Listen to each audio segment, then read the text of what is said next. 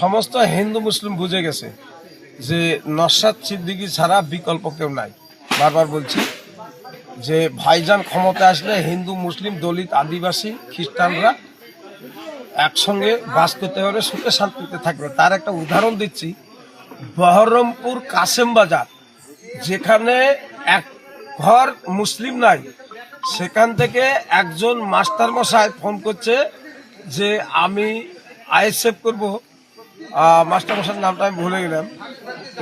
তিনি বলছেন নওশাদ সিদ্দিকীর ভাইজানের আদর্শ দেখে আমি আইএসএফ করবো। সে একজন হাই স্কুলের মাস্টার, কাসেম বাজারে বাড়ি, হিন্দু।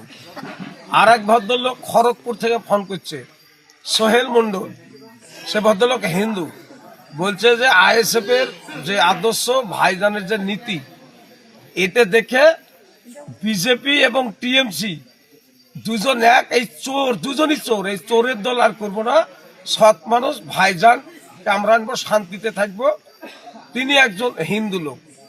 তাহলে বুঝতে পারছেন, এখন ওই বিরোধীরা যা বলছে যে দালাল ফালাল চলবে না, এখন ওই বিজেপি আর টিএমসি দালাল, শুধু মুসলিমরা, হিন্দুরা বুঝে গেছে। এখন দলে দলে হিন্দুরা আইএসএফ এ যোগদান করছে। ভাইজানের মতন একদম ব্যক্তি ছাড়া শান্তি থাকবে না। আপনার নাম? আমার নাম সনৎ কুমার শর্মা। আপনি কোন পদে আছেন?